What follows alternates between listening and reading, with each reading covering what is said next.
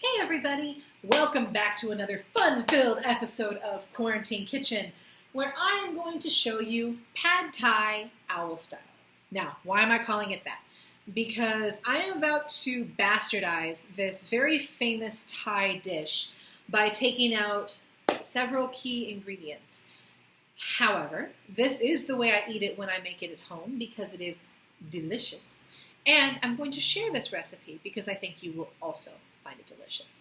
However, if you've never had Pad Thai before and you go to a restaurant ordering Pad Thai expecting it to be,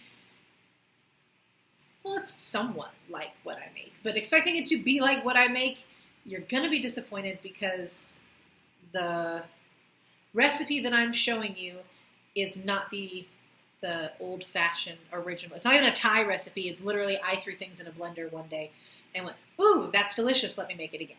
So we're going to roughly follow a Pad Thai recipe, and I will let you know why it's wrong and when it's wrong. But anyway, let's get started. Okay, we've got three groups of ingredients here to make this. I'm not going to say vegan because it's definitely not vegan. It does contain egg. Almost vegetarian. If you're an ovo-vegetarian, then it's vegetarian. You can also add all sorts of protein to this. I'm not going to because I don't want to. So there's not really three parts to this. It's actually kind of all blend everything together and get started. But I guess I will make it in phases. So the first part is we have to cook some eggs. I am using 4 different white eggs, and we're going to scramble them, put them back in the bowl, and set them aside for later. Then we shall make the sauce. Then we will cook the pepper and the onion. There are no noodles in this Pad Thai. That's number one. Pad Thai is named after the flat Pad Thai noodles that are in it, just so you know. And there's no noodles in this. Instead, I use bean sprouts. I don't actually have a really good reason for that. I think it was because I don't care for flat rice noodles, like the really thick ones. I like vermicelli noodles, which are super thin, like angel hair rice noodles, essentially. But I made it this way like one time, and I found out that I just prefer using the bean sprouts to noodles instead of any other way. So anyway, let's get started, and I will stop talking. We are going to, for the first group of ingredients, it's literally eggs and almond milk. I found some not sweetened almond milk. Thank goodness. I was using the soy milk, as you saw in a lot of my recipes earlier, that I kept using that soy milk. And it had added sugar to it, and it made everything so sweet. And it just kind of put an edge on everything that I didn't care for. This one has absolutely no flavor. It's not preferable in coffee, but for cooking, it is ideal for me. So, cracking the eggs. You can see what I'm doing, right? Got my Selenia the Pickle Man shirt on tonight. For the record, I am horribly mismatched. There is no glamorous. There's no glamour. It's like literally like bright pink owls, bright green shirt. Why? Because I can. So I'm going to. Oh, classy. We're using a fork because I don't own a whisk. And quarantine is still on, so I can't even go buy the things I've been saving up for months for, like a whisk. We're going to start by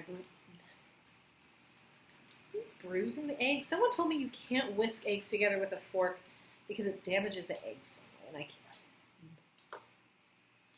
I don't remember why. If you know, please let me know down in the comments what it was called.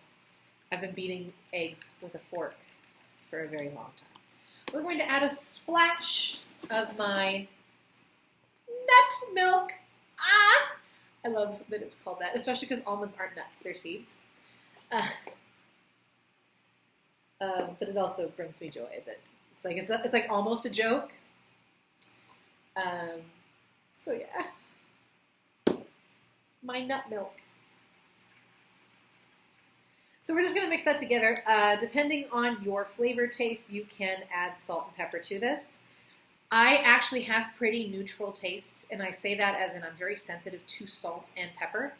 And for me, the highlight of this dish is going to be the sauce, the peanut sauce. So if you're allergic to peanuts, if you're allergic for peanuts, I've been in a Portuguese-speaking country for too long. If you're allergic to peanuts, this recipe probably isn't for you. I have not found a suitable substitute alternative to using peanuts in this recipe. It is a peanut-based dish. However, you could probably try either almond butter or cashew butter. You might get the same feeling. I don't know. I've never tried it. And I just don't make it for the people in my life that are allergic to nuts. So anyway, I'm sitting here staring at a bowl of milk and egg, and I'm going to go throw that on the oven and scramble it. I sure hope you all know how to scramble an egg. Literally, if you don't, free recipe. Egg and milk, mix it together until it's like this really gross liquid. Put it over low heat and stir it until you get clumps of egg. That's it. That's how you make scrambled egg. But I will do a clip so that you can see it. So I'm going to go cook my scrambled eggs. Make sure you wash out the bowl that had egg in it so that you don't, end up eating raw egg. The raw egg is cooking over medium high heat. You don't want it too high because it'll cook too fast. And I'm literally going to mix this until it's solid. But this is really hard to do one-handed, so I'll see you guys in a minute while I struggle with this. But anyway, that's how you cook a scramble. And for my vegan viewers who are interested in making this recipe but don't want to use eggs, you are also able to use a half block of scrambled tofu. You can also use, there's a Just Egg product out there on the market that has the same consistency as a scrambled egg after it's cooked. So anyway, that is a scrambled egg, and I'll be right back. Our scrambled eggs are finished. We're going to set them aside. Yes, they can get cold. It won't matter because they're going to heat back up when we cook everything in the sauce. Yeah, like I said, for my vegan viewers, or if you want to try this and make it completely vegan, you can use the Just Egg product. I still eat eggs because it's a way for me to get my vitamin B12 naturally through food as opposed to supplements. And I also am kind of an ovo vegetarian. I do still eat egg. I don't eat dairy, and I don't eat a lot of meat. The only meat that I do eat is chicken and shellfish, and even then it's actually very rare. So technically I'm a flexitarian, not a vegetarian. Whatever. Also, if you are a meat eater and you want to try this recipe, the staple for pad thai is normally chicken or shrimp. Those are normally the two main meats that you will find, along with the scrambled egg. So you'll find, my brain stopped.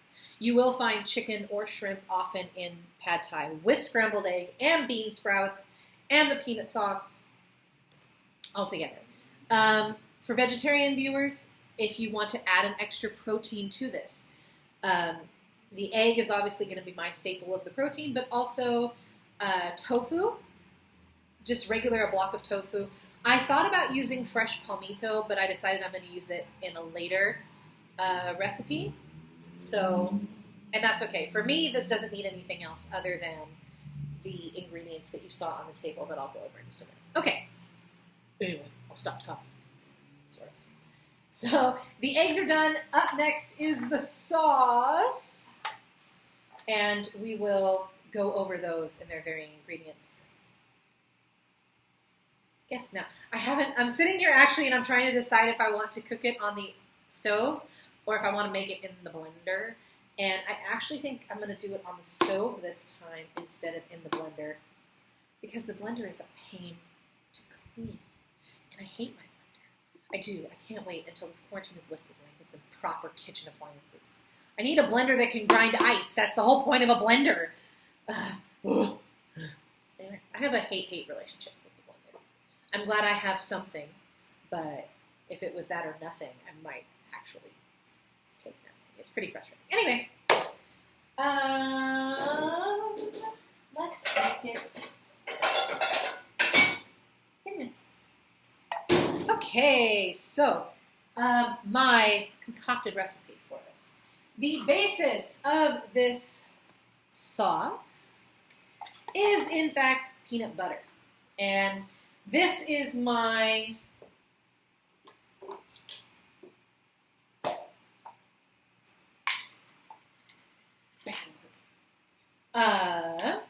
what is special about it? Well, it's special because it has no gluten, no sugar, no milk, and it's 100. It's literally peanut. This is probably the healthiest peanut butter that you can get because that's what it is. Someone put a whole bunch of peanuts into a coffee grinder, and then out the other side popped this concoction. It's not American peanut butter. I recommend American peanut butter for this recipe. If you use American peanut butter, you can omit the sugar because American peanut butter is actually quite sweet. This peanut butter, it doesn't even taste like peanut butter as we know it. Like, it actually has zero flavor. Like, I'd rather eat regular peanuts. Anyway, I digress. So that is approximately a cup. It's probably about a cup of peanut butter. Now, pay attention, because the rest is going to go very quickly because I have no scientific measurements for this at all. This is gluten-free soy sauce, and we're going to start probably with about a tablespoon of soy sauce. If you're using American peanut butter, because of the added salt in your peanut butter, you don't necessarily have to add the soy sauce. But, you can't see my face. Hello. One of the key ingredients to a pad thai sauce is fish. Fish sauce. I'm allergic to fish. Recent discovery, though. I was actually using fish sauce for a long time until I found out within the last 6 months that I'm allergic to fish. So I have to use a vegan Worcestershire rooster sauce. Worcestershire rooster sauce. It's actually not certified vegan, but it does not contain, it's vegetarian. It doesn't actually contain any fish. Regular Worcester sauce does, though. This, a little goes a very long way. So I'm going to use like half a teaspoon, for real. If it needs more, you could always add more at the end, but once it's in, you're pretty much stuck. So I'm one of those people who would always have too much, or I'm sorry, not enough and too much when it comes to seasonings. Don't want to cross-contaminate my garlic. So a teaspoon of garlic. That's good. I think I'm hungry. Which will be good because I'm making dinner. The oil is going to be used for sauteing later. And then we have the white sugar. We're going to use about 3 tablespoons of white sugar, possibly more. It depends. It depends on just where my tongue is at the night when I go to actually cook this sauce together. I normally would avoid white sugar, but I have all this that I'm trying desperately to use up so that I can switch over to coconut sugar and stevia. But I do have this, so I need to use it. Then we've got my paprika. And for the record, for all the haters out there, they're like, she adds paprika to everything. Yes, I do. Full stop, end of story. There's no more to that comment. I do. I add this to everything. In no particular amount. I think there's about a tablespoon. Now we're going to add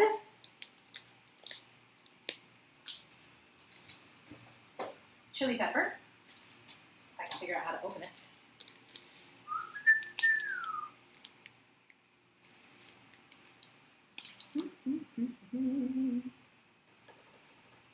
My brain has completely stopped. Oh, lemon juice. We're going to start with a tablespoon. I'm probably going to end up using like 2, possibly 3. Fresh lime juice is always recommended, as I have stated, but now that I own this, I have to use it. So now, because of the peanut butter that I used, it doesn't melt very well. So I'm probably going to have to slowly add water to this to get it to thin down. But we're going to play it by ear and see how it goes. So anyway, you're going to cook all this together until it's kind of like a nice liquidy sauce. If you have to add more seasonings, taste as you go out. I'm not going to film this. I'll just come back when I have everything done, and I will let you know if I had to add anything or not. But that's the basic recipe for the pad thai sauce. So my sauce is finished. And for the record, I did have to add water. And then I also pretty much had to double all the seasonings that weren't sugar. Because the peanut butter doesn't have any saltiness to it, everything came out really sweet. So I doubled the amount of soy sauce and the amount of Brewster sauce that I put in it. I also added more garlic, lots more lemon, about twice as much lemon, and more chili powder. So now we are moving into the body of the meal. Sorry, my brain's going 14 miles a minute. Trying to work and balance 3 things at one time is quite difficult. I'm not that good of an acrobat. I'm still using my frozen onion. I would usually put about a full onion in this. So, onion. Then we're going to chop up the pepper. Tilt this down so you can see what I'm doing. Whoop. I'm going to cook the onion and the pepper together, obviously. I'm probably going to add a little bit of garlic to this pan just for flavor. I don't know what's happening. My brain has stopped working. A little bit of garlic, and then the sauce is going to be the majority of the flavor. When I add the sauce, I'm then going to add in the egg and the bean sprouts and let that all cook together to reheat, to bring everything to temperature, and to season everything. So there's not much to cut up in this recipe. So we're going to add just a touch of garlic, because garlic makes everything better. A little bit of oil.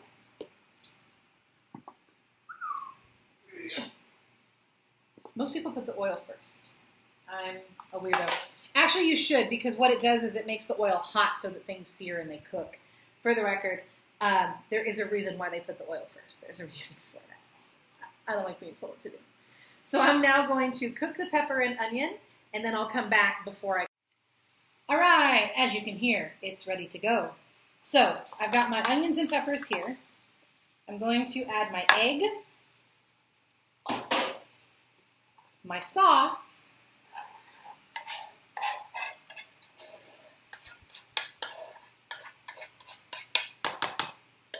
smells so good, guys. I wish I had like a scratch and sniff for the smells in Owl's Kitchen. That's what I need. That's the next invention. And then I need to rinse these quickly because I forgot to. I need to wash them, and then I will add those to the pot. Then I'm going to mix everything together, put it back on the stove over low heat. I don't really want to cook anything significantly. We're just trying to bring everything to the same temperature. When you put the bean sprouts in, they are going to wilt, and that's fine. That's the reason I like it, because they kind of, for me, serve in the place of noodles. So, yeah, like I said, I'm going to put it over low heat, let everything kind of flavor each other. Put the bean sprouts in. When the bean sprouts have wilted and they have become kind of limp noodly, that's when I will take it off the heat and I will plate it, and then we can have our live taste test, which seemed to go over very well in the last video. So I will start eating on camera for you guys. Okay, so this is going to go onto the stove. I'm going to rinse these quickly, and then I will be back when it's plated. All right. And we're back. Everything has been mixed together and heated, trying to find the right angle for you. So I'm using just a bowl, and I sprinkled it with chili pepper to make it look delicious. So note to self, I didn't tell you what kind of peanut butter I was using. I forget that in the States we have crunchy or creamy. It doesn't actually matter. I use crunchy because I like having some pieces of peanut in my sauce. However, I have used creamy. It doesn't affect the flavor in any way. And if you only have creamy, you can also add some crushed peanuts if you have some to make up for that in terms of texture. So anyway, here we are, and it's time for the live taste test as requested by my fans. Hotter than Hades, by the way.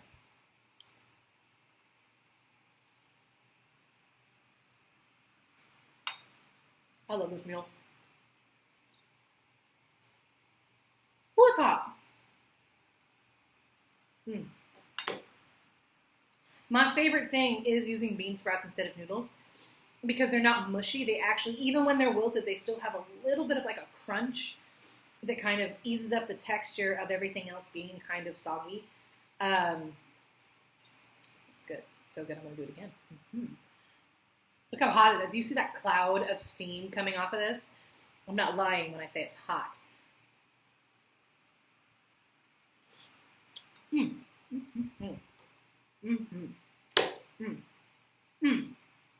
One more note. When you use water to dilute your sauce, even if you end up using a cup of water, don't put it all in at one time because then it'll thin out your sauce and you'll probably overcook things before the sauce reduces. Put it in a quarter cup of it at a time to give it a little bit of moisture and to give it a chance to evaporate so that you have a nice thick sauce at the end and not a watery mess. So that's it. That is Pad Thai Owl Style. Thank you so much for watching. Like, subscribe, share this video, and happy cooking. All right, bye guys.